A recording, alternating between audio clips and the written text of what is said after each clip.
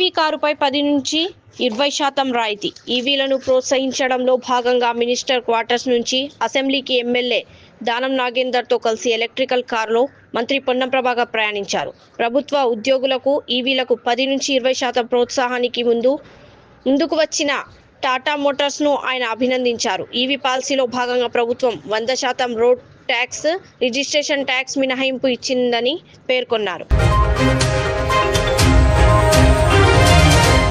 ఇది భారతదేశంలో పేదోడి దుస్థితి. ట్రైన్లో సీటు దొరక్కపోవడంతో డోర్కు వేలాడుతూ ప్రయాణం. కింద పడకుండా ఉండేందుకు తువాలు కట్టుకున్న 2 వ్యక్తులు. రైల్వే మంత్రి అశ్విని వైష్ణవ్ రీల్స్ చేయడం ఆపేసి ఇలాంటి విషయాలపై ఫోకస్ చేస్తే బాగుంటుందని జనాలు సూచన. పేదోళ్ల దుస్థితిని అర్థం చేసుకుని సౌకర్యవంతంగా ప్రయాణం చేసేలా వెసులుబాట్లు కల్పించాలని కోరుతున్న ప్రజలు.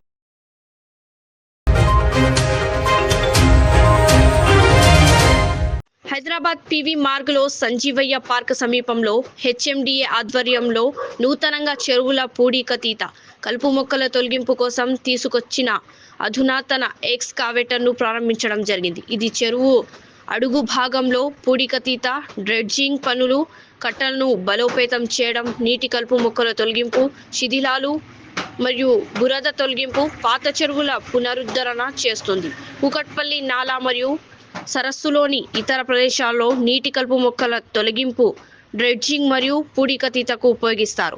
గణేష విగ్రహ నిమజ్జనం, దుర్గా విగ్రహ నిమజ్జనం, బతుకమ్మ, ఛత్ పూజ మరియు ఇతర కార్యక్రమాల వంటి పండుగల సమయంలో సమర్థవంతమైన దీనిని వినియోగించుకోవచ్చు. ప్రతి షిఫ్ట్కు ఒక నైపుణ్యం గల ఆపరేటర్, ఒక పాక్షిక నైపుణ్యం గల ఆపరేటర్ ప్రాతిపదికన సర్వీస్ ఇంజనీర్ను ఉంటారు.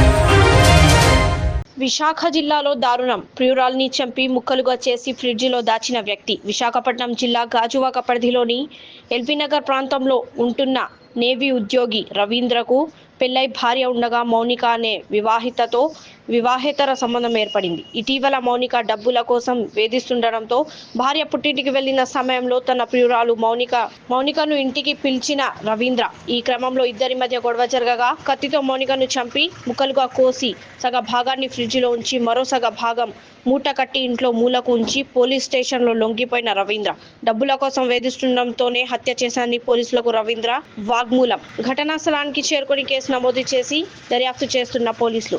అయితే మౌనిక తల మాత్రం మిస్ అయినట్లు సమాచారం. ఎట్టకేలకు ఇక ఆ 28 రోజుల రీఛార్జ్ లేదు. పార్లమెంటులో రాఘవ్ చడ్డా ఈ విషయాన్ని లేవనెత్తిన తర్వాత 30 రోజుల రీఛార్జ్ ప్లాన్ను అందించాలని ప్రభుత్వం టెలికాం సంస్థలను ఆదేశించింది. ధన్యవాదాలు రాఘవ్ చడ్డా. జైపూర్లో రష్యన్ ఫోటోగ్రాఫర్ జూలియా బురులేవా ఒక ఏనుగును గులాబీ రంగు వేయడం తీవ్ర వివాదానికి దారితీసింది. భారత వన్యప్రాణి సంరక్షణ చట్టం 1972 ప్రకారం జంతువుకు రంగులు పూయడం లేదా వాటిని హింసించడం శిక్షార్హమైన నేరం. విదేశీయులైనా స్థానికులైనా చట్టం ముందు సమానమేనని, నిబంధనలు అందరికీ ఒకేలా వర్తించాలని ఈ ఘటన గుర్తు చేస్తుంది. దృశ్యం మావోయిస్టులకు అన్నం పెట్టిన ఎస్ఐ. ఛత్తీస్గఢ్ కాంకేర్ జిల్లాలో ఘటన. అడవిలో ఎదురుపడ్డ పోలీసులు, మావోయిస్టులు.